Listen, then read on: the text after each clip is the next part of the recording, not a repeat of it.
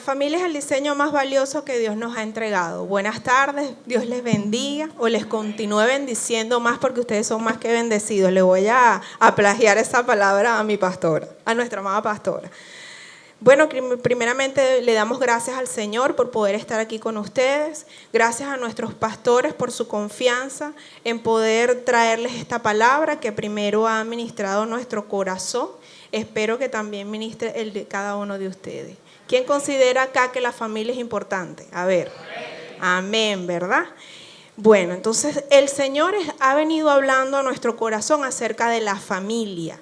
Y quiere que en este tiempo le prediquemos a la familia, porque la familia es muy, muy, muy importante para Dios y lo vamos a ver en el desarrollo del tema. Así que yo les invito a que nos pongamos de pie para pedirle al Señor que traiga en esta tarde sabiduría, entendimiento y revelación.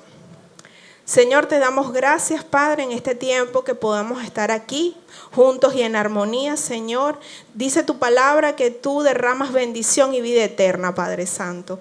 En esta hora, Señor, queremos pedirte sabiduría de lo alto, Señor, entendimiento, mi Dios, revelación, mi Dios, para que seas tú instruyendo, mi Dios, cada herramienta que vamos a hablar aquí esta tarde, en el nombre poderoso de Jesús, Señor. Que aquello que no esté alineado en tu propósito, en tu voluntad, tú puedas, Señor, revelar hoy a los corazones y puedas traer, Señor, la convicción de tomar un nuevo camino, Señor, en ti, Padre Santo, en el nombre poderoso de Jesús. Atamos y reprendemos todo espíritu de distracción, todo aquello que quiera venir a obstaculizar lo que ya tú tienes previsto y dispuesto para esta tarde, en el nombre poderoso de Jesús. Y te pedimos, Señor, que seas tú abriendo, Señor, nuestra mente para lo que tú tienes en esta tarde, en el nombre poderoso de Jesús. Te damos gracias y te bendecimos una vez más, Señor, porque sabemos, Padre Santo, que tú tienes un propósito para cada uno de nosotros y para cada una de nuestras familias, Señor. Amén y amén. Bueno, pueden sentarse. Un aplauso para el Señor.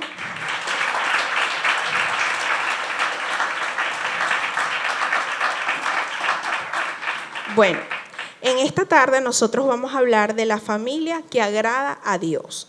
Y para fundamentar esta palabra, les invito a buscar en Primera de Tesalonicenses, que se me perdió, estamos en vivo, 4 del 1 al 12.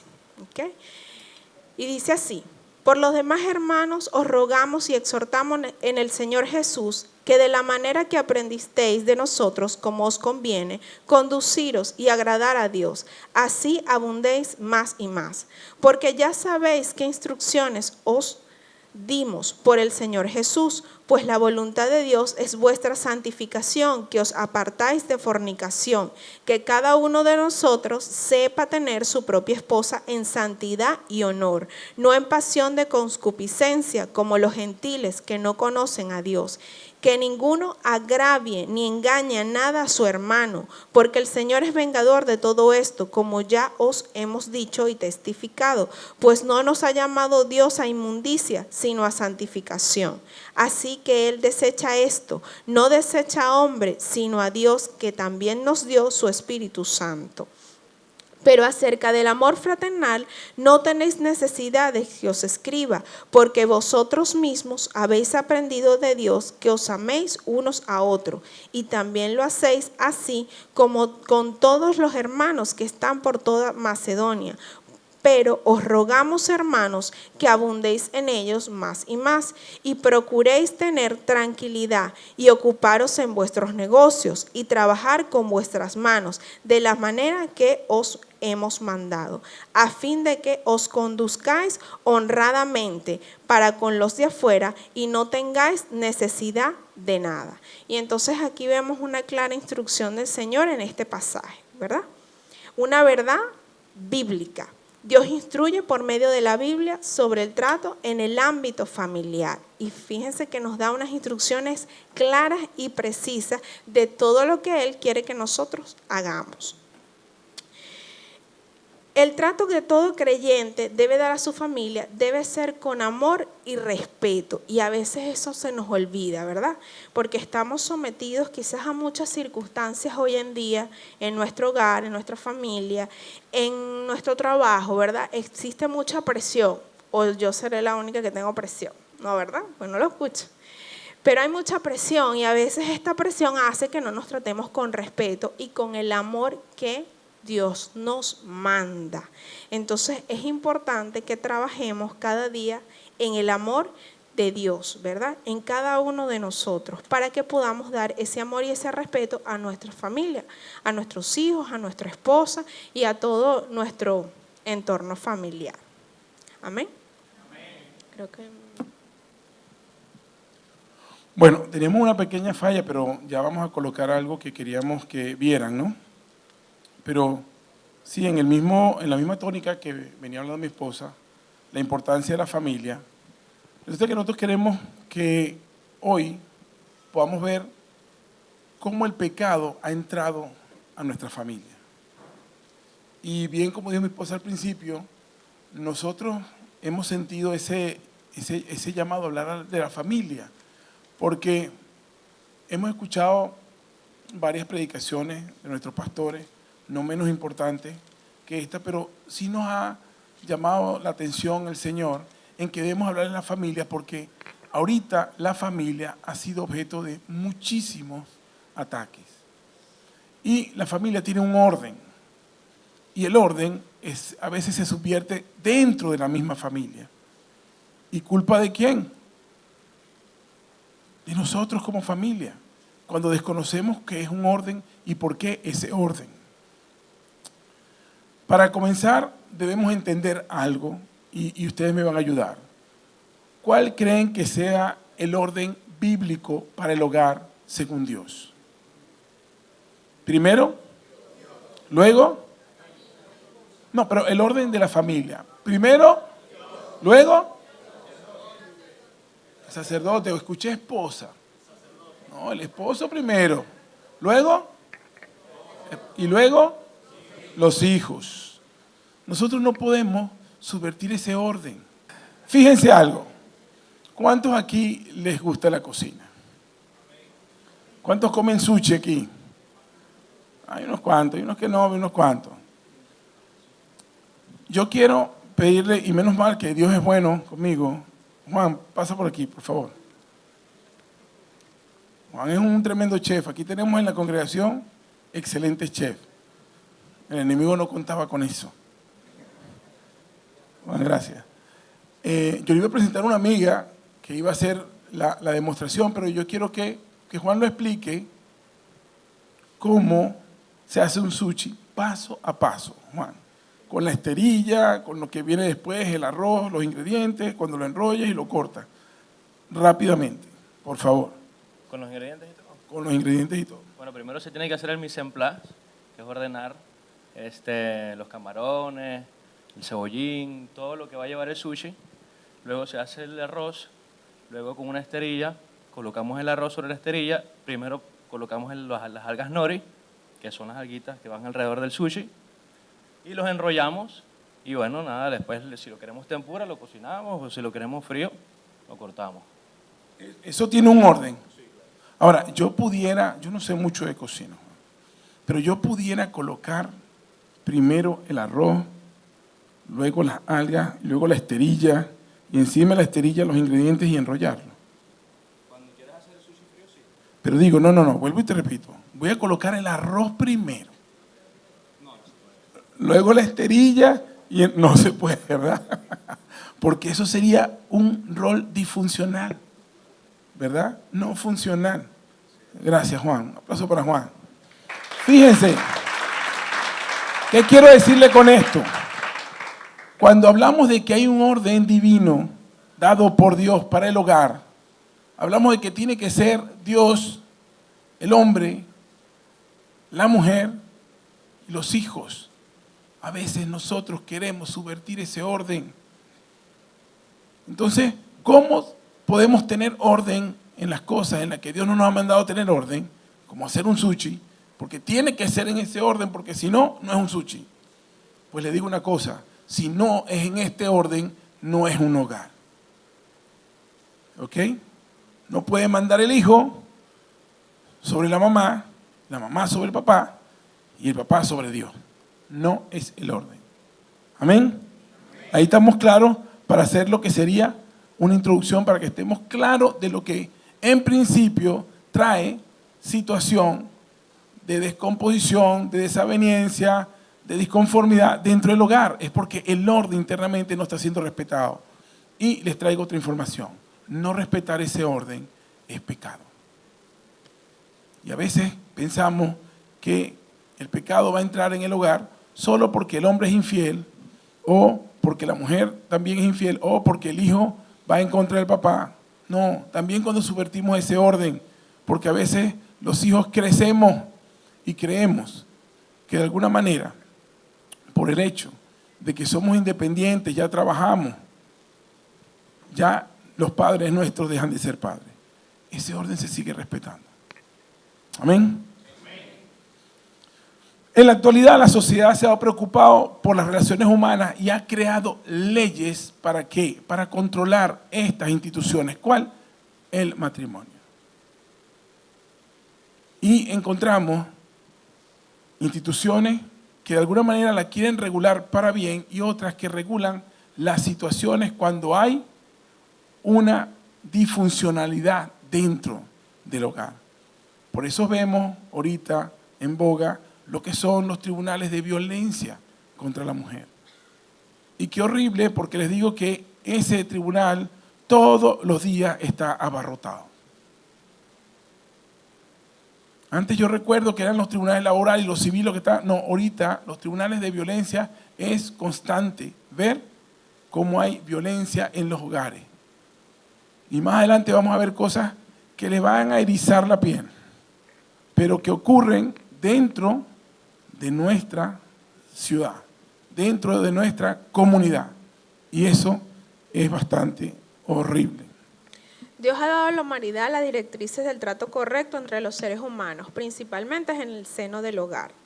La familia es tan importante para Dios que la establece luego de tener lista la creación. O sea que cuando creó a Adán y a Eva, ya tenía dónde iban a habitar, qué iban a comer, qué iban a beber, la luz para el día, la luna para la noche. Les tenía ya todo preparado. Entonces quiere decir que para Dios era importante que ellos estuvieran bien. Y después le da las instrucciones, que se fructificaran, que se multiplicaran, que señorearan la tierra. Vemos que la familia es el centro de la voluntad de Dios y nace de su corazón. Fíjense que cuando Él crea a Adán, lo crea con sus propias manos. Quiere decir que lo hizo con todo el amor, ¿verdad? Y lo crea como una creación perfecta. La familia Dios la ve como una entidad que puede impactar en la sociedad. ¿Y cómo es esto? Cuando nosotros somos cristianos, ¿verdad? Debemos cuidar nuestro testimonio. Y como familia, si nosotros somos una familia sana, una familia creyente, fundamentada en lo que quiere el Señor, en su roca fuerte, vamos a ser ejemplo. Y nuestros vecinos, ¿verdad? Nuestros compañeros de trabajo, los padres de nuestros hijos del colegio, van a ver ese ejemplo y vamos a poder impactar en sus vidas para que puedan creer que hay un Cristo que vive y que puede transformar y restaurar la familia. En la familia es que se van a superar retos y retos importantes, proyectos financieros, proyectos profesionales, la fe y también el carácter. Y yo creo, como lo dije creo firmemente, como lo dije en el otro servicio, que en el matrimonio es donde Dios aprovecha para que nuestro carácter sea fortalecido y sea cernido en aquello que no le agrada a Dios, pues Dios lo saca, ¿verdad? ¿Por qué? Porque tenemos que aprender a morir. Si yo me casé para hacer feliz a mi esposo, yo tengo que aprender a morir. Y a veces tengo que callar y a veces tengo que hablar cuando es el tiempo. Entonces es donde Dios aprovecha para fortalecer nuestro carácter y hacernos semejanza a Él. Esa parte me gusta. Bueno, amén. Pero no escuché que dijeran amén, hombre, digan amén. Aprovechen. Pues llegan a las casas y los tienen. Aprovechen aquí que pueden decir amén. Efesios 5, 21, 29 al 30 dice: someteos unos a otros en el temor de Dios, porque nadie aborreció jamás a su propia carne, sino que la sustenta y la cuida, como también Cristo a la iglesia, porque somos miembros de su cuerpo, de su carne y de sus huesos. Amén. Fíjense esto. Esto como antesala algo que está ocurriendo en la familia. Porque en la actualidad vemos en la familia violencia. Y la violencia la vemos reflejada en 3 tipos importantes, que son física, psicológica y sexual. Esto lo quiero decir porque cuando hablamos de que la familia que agrada a Dios, pensamos a veces que estamos siendo familias que agradan a Dios. Y yo voy a comenzar, y no por orden de importancia, sino diría por orden de preocupación y que de alguna manera me ha llamado poderosamente la atención. Vamos a hablar de la física. Y si tuviéramos un gráfico, que se los debo, la física sería un círculo pequeño. Viene uno más grande, que es la psicológica, y luego uno mayor, que es la sexual.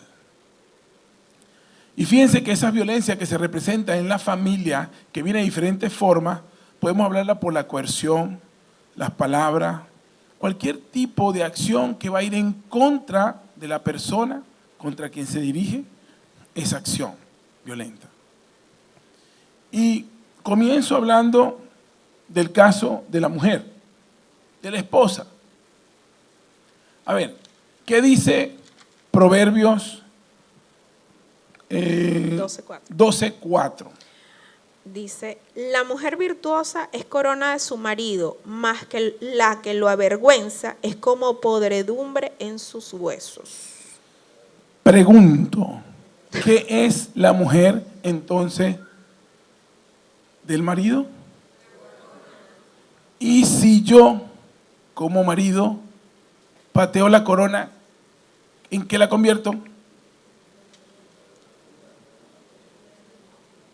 No, ella la convertiría en podredumbre si no es sabia. Pero si nosotros estamos pateando constantemente nuestra corona y decimos sí,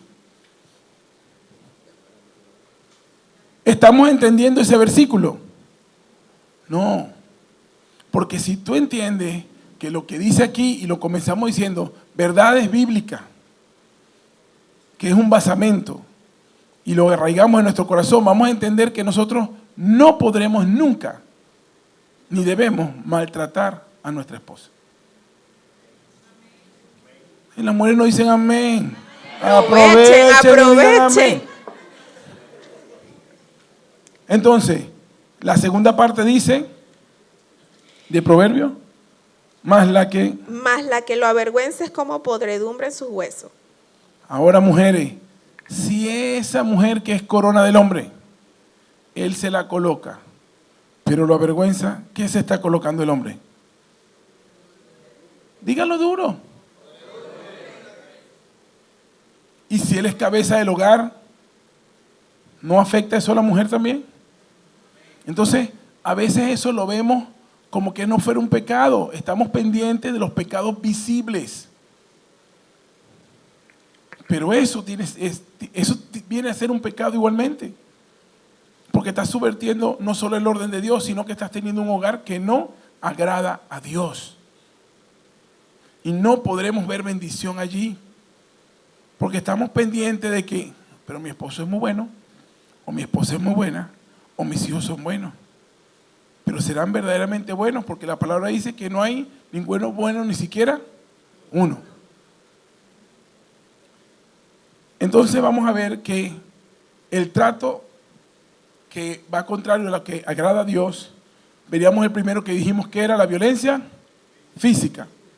Cuando se presenta cualquier tipo de maltrato que causa lesiones y daños en el cuerpo, golpear o lesionar de cualquier forma a un miembro de la familia, niño, adulto o anciano, varón o mujer, se considera un delito y esto es una falta grave delante de Dios.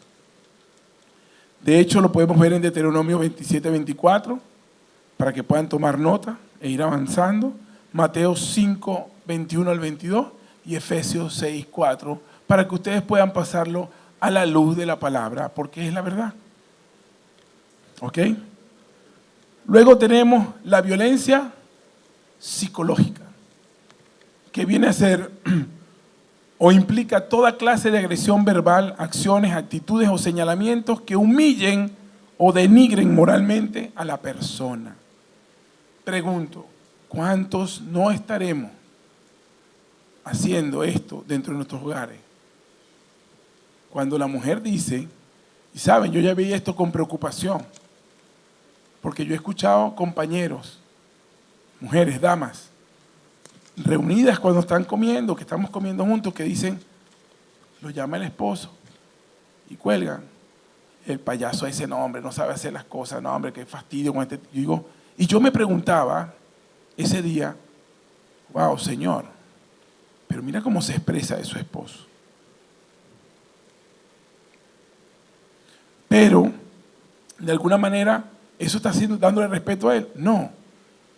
Pero también he visto cómo padres dicen de repente a sus hijos, delante de otros, no sirves para nada.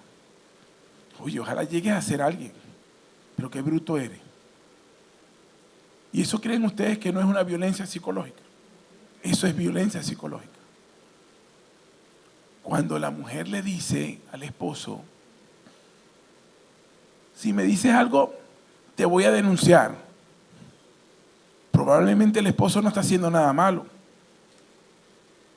pero con la creación de los nuevos tribunales ha dado un poder, y lo digo con mucho respeto, a la mujer, y hay constantes amenazas, y eso también es una violencia psicológica porque ella habla del varón o de la hembra. Entonces vemos eso dentro de nuestro seno familiar y eso es pecado. Porque pensamos que pecado es todo aquello que es visible para nosotros.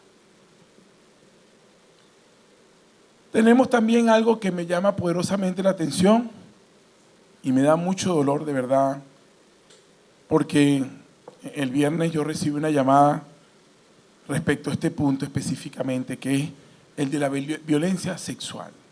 Y veamos, cuando a alguien se le obliga o se le engaña para cualquier tipo de práctica sexual, abusando así de su persona, a eso se le llama violencia sexual. Y tristemente las estadísticas señalan que el mayor porcentaje que se está dando ahorita es en la violencia sexual, que es el círculo mayor. Y comentaba en el primer servicio que dos cosas me llamaron poderosamente la atención. Una, me encrispó más los vellos que otra, que fue haber visto en el pasillo, yo trabajo en los tribunales, y al lado está el Tribunal de Violencia contra la Mujer, a un pastor que yo conocí hace muchos años. Me acerqué de forma, si se quiere, inocente. Y oye, pastor, ¿cómo está? Oye, ¿qué hace por ahí? ¿Lo han atendido? ¿En qué puedo ayudarlo? Estaba siendo denunciado por agresión contra la mujer, violencia física. Ahora, eso no cambió mi condición, ni mi fe respecto a Dios, sino que entendí que de alguna manera, mire que el que esté firme, que no caiga. Eso no me iba a hacer que me alejara de las cosas de Dios y decir, vaya, los cristianos, no. Es que está ocurriendo en la iglesia. Vaya, y ahí no termina todo. El viernes yo recibo una llamada de una amiga de un estado de aquí de Venezuela, y voy a omitirlo por si alguien no conoce el caso. Y me llama y me dice, Sergio, tú conocerás a la fiscal del estado tal que lleva los casos de violencia. Yo le digo, déjame preguntar para verificar. Oye, sí, te lo agradezco. Y estaba visiblemente consternada mi amiga, pues lloraba. Le digo, ¿por qué? Porque mi prima tiene un hijo que fue violado por su padre. biológico, no un padrastro. Entonces, tú veías esto y uno estaba leyendo el tema, porque el pastor me llama en la mañana, le llamo a mi esposa, oye, vamos a ver las familias que agradan a Dios. Y tú veías esto y decías, wow, esto es cómo el enemigo se ha metido en las familias y a veces se te está arraigando y está haciendo raíces y se va moviendo y se va quedando allí. ¿Y qué estamos haciendo nosotros? Porque yo les aseguro que el pastor que agredió, antes de llegar a ese punto, algo ocurrió. Yo les aseguro que ese padre que violó a su hijo, antes de llegar a eso, algo ocurrió. Que estamos cuidando nuestros hogares. Y a veces pensamos que esto es solamente para los que están aquí, que son padre, madre e hijo. No, esto viene para los solteros también, los que están esperando casarse también, los que están esperando, porque tenemos que estar preparados. Porque hay cosas que no vamos a aprender si no buscamos la palabra de Dios. Amén. El apóstol Pablo, inspirado por el Espíritu Santo, escribe sobre lo que debe ser la relación entre los miembros de la familia y que él dice que deben darse dentro de un marco de respeto mutuo, primeramente entre los cónyuges, entre los padres y entre los hijos. Y eso lo podemos ver, para que tomen nota, en Romanos 13, del 8 al 10 y Efesios 5, 21, 6, 4. ¿Por qué digo esto? A veces nosotros, ¿qué siempre estamos pidiendo de forma individual? Ser imagen y semejanza de Dios, ¿o no? Y fíjense esto.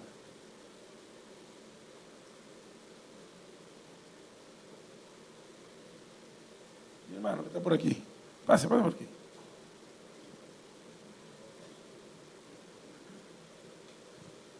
Si yo proyecto una luz sobre mi hermano, ¿qué debe reflejarse de él? ¿La qué? La sombra. Gracias, ministro. Se proyecta la sombra. Cuando nosotros decimos querer ser imagen y semejanza de Cristo, debemos ser sombras de Él. Porque donde Él se mueva, ¿qué lo sigue? ¿Qué debería seguirlo? ¿A ustedes lo siguen su sombra o no? ¿O alguien se mueve y deja su sombra aquí? Yo veo sus sombras ahí. Y si se mueve, se mueve. Pero ¿se hace qué voluntad? ¿La de la sombra o la tuya? La tuya, en Dios, es así. Él es Dios. Y nosotros somos su sombra. Pero ¿será verdad que somos su sombra? Porque es el único ser que no tiene sombras y debería tener muchísimas sombras. Porque siempre hacemos lo contrario. Lo único que se mueve en nuestra voluntad es nuestra sombra. Y en la familia hay muchas personas, muchos integrantes y hay muchas sombras. Pero ¿cuántas sombras deberían haber allí? Una. Porque Dios debería ser en nosotros las sombras de Él. Amén. Eso es importantísimo. Porque es la única forma, y vamos a ver más adelante, de echar fuera ¿qué? De nuestras casas, el pecado. Y eso nos cuesta. La pastora hablaba de la doble moral. ¿Sabe? El hombre y la mujer, o los hijos, que son luz en la calle y oscuridad en la casa, no solo tienen doble moral, sino que la palabra dice, ¿qué vomita Dios? ¿A quién? Duro, al tibio. Pero ¿será que el que es luz en la calle y oscuridad en su casa es caliente? No, ¿Es frío? No, es tibio. La suma de esas dos acciones dan tibieza, porque no está ni de un lado ni del otro. Por consiguiente, todo integrante de una familia que actúa de esa forma no solo está en pecado, sino que es vomitado por Dios. Eso no lo vemos. Decimos los versículos a veces a la ligera, pero esa es, como dijimos al principio, la verdad. Y meditamos en ella siempre. Pero ¿cuántos la aplicamos en nuestros hogares? Porque queremos aplicarlo en la iglesia y aquí es fácil aplicarlo. Pero en los trabajos no lo hacemos. Pero vamos a suponer que lo hicieras en tu trabajo también. Pero ¿qué es la palabra? Dice que de alguna manera Dios tiene de alguna manera importancia por la familia. Y hemos aprendido todo lo que hemos estudiado en los primeros años de estudio, que la familia es la base fundamental de la sociedad. Y yo lo creo porque Dios también lo ha dicho. Es la base fundamental, no es el trabajo. Fíjense que el orden es Dios primero y luego viene ¿qué? Así que Él, para Dios tiene importancia. Ahora, ¿estaremos haciendo familias que agradan a Dios? No, es que vamos todos los domingos a la iglesia, aquí estamos. No, vamos todos los jueves a los servicios de sanidad y nos caemos y sentimos que la palabra es poderosa. No, mi hijo está en la alabanza. Y mi esposo está sirviendo en el retiro de hombres. Y la mujer, yo sirvo en el retiro de mujeres. Ya va. Vamos a ver cómo está ese sushi en la familia. ¿Estará en el orden que debe estar? Entonces, ¿qué es lo importante para Dios? ¿Qué es lo que verdaderamente le agrada a Dios? Yo quiero que mi esposa le diga unos principios no menos importantes que otros, pero sí 3 principios clave para esas familias que agradan a Dios. Cuando la familia pone a Dios como su centro, ¿verdad? Estando en el orden que Dios quiere, bajo pacto matrimonial. Muchas veces somos creyentes, venimos a la iglesia, pero no estamos casados, ¿verdad? Entonces es importante que pongamos nuestra vida en orden, tanto en las leyes del hombre como en las leyes de Dios. Un hogar donde reine la transparencia, donde exista la verdad, donde no haya secretos, donde yo pueda ser transparente con mi esposo y él pueda ser transparente conmigo. Y eso que nosotros reflejemos lo van a ver nuestros hijos. Y a veces queremos que nuestros hijos sean sinceros con nosotros, pero si entre nosotros no hay transparencia, ¿cómo ellos van a tener esa sinceridad y esa transparencia con los padres si nosotros no hemos sembrado esa semilla en ellos? Entonces debe existir la verdad y la transparencia. Un hogar donde exista el respeto, donde haya un respeto mutuo. Aun cuando yo pueda estar molesta por algo, yo pueda saber expresarlo de la manera correcta, sin gritos, sin ofensas, sin malas palabras. ¿Verdad? Que yo pueda manifestar lo que siento de la manera como Dios lo haría. ¿Verdad? Y eso, al hacerlo nosotros como esposo, como matrimonio, lo vamos a sembrar en nuestros hijos. Y a su vez, eso se va a multiplicar en nuestras generaciones. Un hogar donde el amor sea el pilar principal. Y si esto es así, vamos a tener un hogar estable, fuerte y maduro. Cuando la familia se compromete con Dios, vivir comprometidos con Dios es morir a mi voluntad y hacer la voluntad del Padre. Y podemos ver en Génesis 22, después ustedes se lo estudian en su casa y leen la historia de Abraham, cuando Dios le ordena a Abraham que sacrifique a Isaac. Y a pesar de que Abraham cuando salió de su tierra no hizo lo correcto, no siguió las instrucciones tal cual como Dios se las dio, pues él después entendió que Dios era lo principal en su vida y que él quería comprometerse con el Señor. Y vemos, para leer rapidito en Génesis 22, 16, 17, y dijo por mí mismo, he jurado, dice Jehová, que por cuanto has hecho esto y no me has rehusado tu hijo, tu único hijo, de cierto te bendeciré y multiplicaré tu descendencia como las estrellas del cielo y como la arena que está en la orilla del mar, y tu descendencia poseerás las puertas de sus enemigos. Y nosotros a veces queremos ver bendición en nuestro hogar, pero no estamos comprometidos con Dios. Y nos dicen, mira, tienes que venir a servir. Ay, no quiero. Mira, vamos a hacer tal actividad, y no tenemos ese compromiso con Dios, ni siquiera del tener el altar familiar en nuestro hogar, ni siquiera reunirnos como familia a orarle al Señor. Y como tercer principio, vivir la fe poniendo a Dios en la prioridad que Él quiere estar. Y fíjense que a Abraham Dios siempre le habló de promesas. En 6 oportunidades le dijo, te voy a dar. Pero en la 7ª vez le dijo, dame, que fue cuando le dijo que le diera Isaac. Entonces a veces nosotros queremos escuchar que Dios nos prometa, que un profeta nos dé una palabra, pero realmente estamos creyendo en Dios, tenemos la fe donde Dios quiere que la tengamos, lo estamos poniendo a Él como prioridad. Y en la medida que nosotros tengamos a Dios como ese pilar en nuestra casa, nuestro hogar va a funcionar y le va a agradar al Señor. Amén. Fíjense que cuando conversábamos esta parte de Abraham, temprano yo hablaba con el pastor, y Abraham no fue del todo obediente.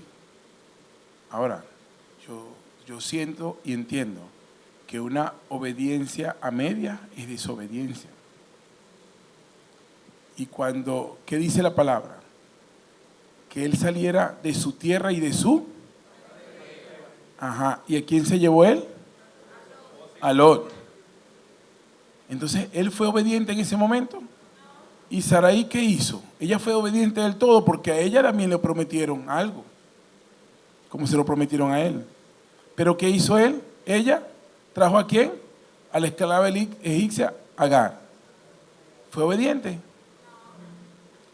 Entonces, a veces muchos dicen hay que enderezar la obediencia. No, hay que ser obediente, porque una obediencia media es ser desobediente. Yo no me medio como la luz, yo no me medio hago una trampa, no. Algo medio es completo para Dios, porque Dios no es tibio, ¿ok? Entonces, de alguna manera debemos entender que en la familia así debe ser. No es que yo soy medio infiel, o yo soy medio agresivo, o Dios está tratando conmigo y estoy en un proceso. O bueno, yo aprendí eso así de mis padres o de mis abuelos, y bueno, la mujer que me quiera me tiene que querer así. Debemos estar pendientes si esa es la familia que le agrada a Dios. Y hay una sola manera de saberlo, y es a través de su filtro. No hay otro. Amén. ¿Quién edifica entonces la casa? Dios la edifica. Varón, no hay otra base más sólida que la renovación constante de la presencia de Dios en la vida de cada uno de esos varones y sacerdotes. Constante. No es de domingo a domingo o de domingo a un jueves, es constante. Aquí han hablado del primer amor, aquí han hablado del amor, aquí han hablado de la moral, pero de alguna manera nosotros tenemos que ver que eso tiene que ser en nuestra vida para poder superar esos obstáculos de lo que hemos hablado a veces aquí en las prédicas. Cuando tú tienes una renovación constante en tu hogar con Dios. ¿Por qué? Porque el varón es cabeza de la familia y debe afirmar su hogar ¿con qué? Con el amor, el respeto, la unidad, la comprensión, la tolerancia y la sabiduría del cielo. Y como todo lo debemos pasar por la palabra de Dios, eso pueden anotarlo porque en Santiago 3 del 17 al 18 está. Y esposas. Claro, a mi esposa le gusta lanzarme aquí y no me gusta que hablen de la esposa. Ella dice que yo le enseñé a tener ese carácter. Sí, de verdad. Pero viste, pero fue así, de verdad, y le doy gracias al Señor, porque si no hubiese sido de esa manera, quizás no hubiese crecido de la manera que el Señor me ha llevado. Amén. De verdad. Gracias, Señor. Amén. Eso estaba fríamente calculado entre el Señor y mi Y persona. de verdad que una de las cosas más importantes que nosotras como mujeres debemos pedirle al Señor es sabiduría. La sabiduría es directamente dada por Dios. Si nosotros no la pedimos, no va a venir. Tenemos que pedirla todos los días. Porque a veces queremos que nuestro esposo sea como a nosotras nos guste, pues. Que haga las cosas como a nosotras nos agrade. Pero nosotras no queremos hacer ningún cambio. Y si nosotros no cambiamos, no podemos ver un cambio acá. Entonces a veces estamos lanzando piedras y piedra y piedra y queremos que nos lancen algodones. Y eso así no funciona. Amada, aprenda a morir y lance algodones y usted va a ver que de allá para acá van a empezar a venir algodones también. Pero queremos ver cambios solos allá, sin hacer aquí. Y de verdad se los digo, yo he aprendido a morir y todavía sé que debo seguir. El Señor me va a llevar a morir más, de verdad que sí. Amén. Pero es importante.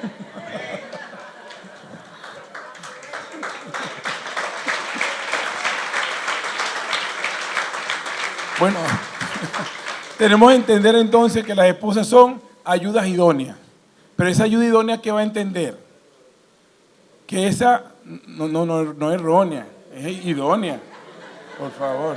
Este no está casado todavía, que dijo eso. Y si está casado, César, no, discipulado.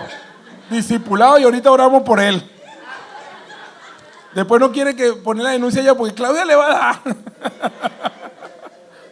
Mira, pastora está anotando ahí, ¿oíste? Dijo, César para el discipulado. Lunes a las 7. Las mujeres son ayuda idónea, no errónea, sino idónea, donde entienden que primero deben amar al Señor antes que sus esposos y sus hijos. Y la idoneidad radica en que es un engranaje con el esposo.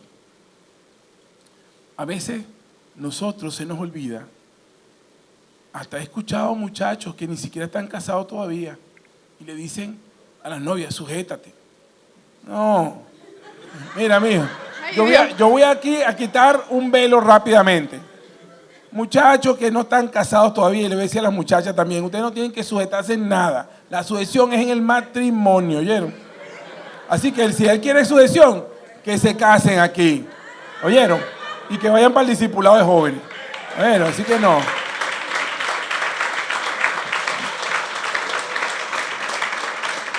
Y que la sujeción no es sumisión, ¿ok? Es sujeción. En la misma forma que el hombre esté sujeto a Dios. ¿Ok? Es importante que entendamos eso. Yo quería decirle algo a aquellas mujeres que aún su esposo todavía no ha llegado a los pies de Cristo. A veces no nos queremos sujetar a ese esposo que no es creyente, pero la palabra lo dice claramente en Primera de Pedro. Dice que aquella mujer que su esposo no está convertido en la fe, que por su conducta su esposo será ganado para Cristo. Entonces, yo creo que allí esa mujer que su esposo no es creyente tiene que hacer una milla más. Una milla más en oración, una milla más en intercesión, una milla más en búsqueda de Dios y una milla más en sabiduría para que Dios toque el corazón de ese esposo y pueda llegar a los pies de Cristo. Amén. Bueno, yo quiero hacer ahorita, lo hice en la primera, en el servicio de las 4, una pequeña demostración de que Dios es el único que puede quitar el pecado de la familia. ¿Quién lo cree? Amén. Ahora, ¿ustedes creen que como familia ustedes pueden solos repeler el pecado? Deben estar con Dios. Señores, estamos claros en eso. Amén.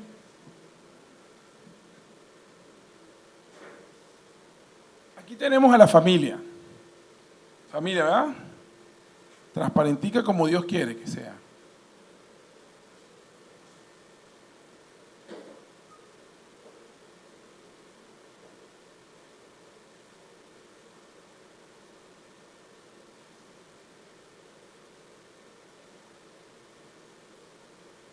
Aquí tenemos el pecado. Ven allá atrás, ¿verdad? Pecado. No importa que no lo lean. Pero sí quiero que vean el color del pecado. ¿Cómo es el color del pecado aquí?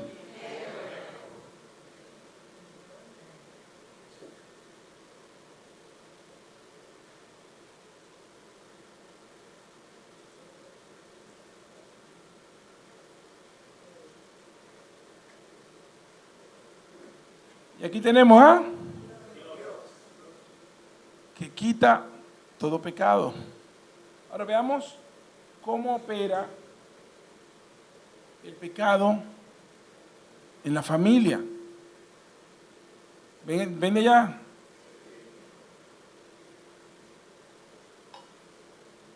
¿Qué pasó allí? Mancha la familia, oscurece la familia, ¿verdad? Ahora, ¿pero quién está aquí? Dios. ¿Y aquí? Que fue oscurecida por él.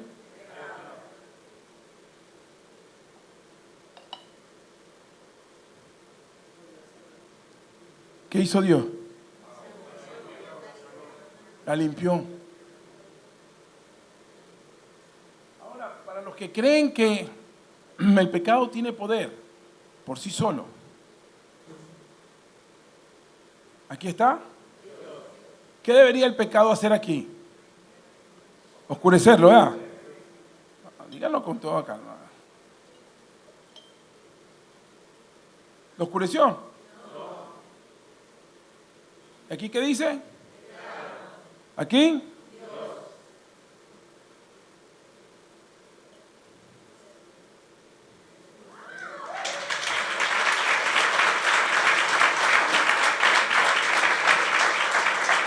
Entonces, debemos entender que si la familia no tienen como base a Dios, se van a dejar sumergir en el pecado, esa familia va a ser disfuncional, va a tener hijos agresivos, va a imperar en esa familia un desorden de lo que debería ser el orden que agrada a Dios. Ahí no se va a mover el Espíritu Santo. Y les digo aún más, la palabra dice que nadie por sus obras es salvo. Así que el papá podrá ir a todos los retiros y servir en todos los retiros. La mujer también. Los hijos podrán ir a todos los retiros juveniles, podrán ir a todos los servicios, pero si no ordenamos nuestra familia, esas familias nunca van a agradar a Dios. Y a veces queremos buscar argumentos por separado, porque los he escuchado. Y más aún les voy a decir un secreto, los he usado. Para decir, bueno, pero yo predico y bueno, mi esposa hizo algo malo, ella que pida perdón. Pero yo me paro aquí en el púlpito a hablarle a ustedes de la familia. Pero cuando están esas desavenencias no las pongo en práctica. ¿Sabes? Dios en su infinita misericordia va a hacer que aquí se mueva el Espíritu Santo. Pero en mi casa va a haber ruina. Si yo no hago lo que digo, voy a estar en problemas con Dios. Porque aquí Él se va a mover. Por misericordia a todos los que están aquí. Pero nosotros tenemos que comenzar a hacer lo que decimos conforme a la palabra de Dios. Porque entendamos que el pecado sí nos puede oscurecer. Y vemos cómo no puede oscurecer a Dios. Y aquí es sencillo. Porque preguntándoles a amigos como Juan, que me ayudó, una tía también que llamé, que me pusieron a estudiar bastante de química. ¿Sabes? Entendí que Dios es un ácido poderoso. Y el pecado es una base. Y el ácido cambia cualquier base, la neutraliza. Pero ninguna base neutraliza un ácido. Dios es un ácido poderoso. Así que cuando hablamos de Dunami, que es el poder, ese es el poder de Dios, que el pecado no puede mancharlo, pero sí puede mancharnos a nosotros. Así que nosotros somos poderosos ¿con quién? Estando con Dios. Es la única forma. Amén. Amén.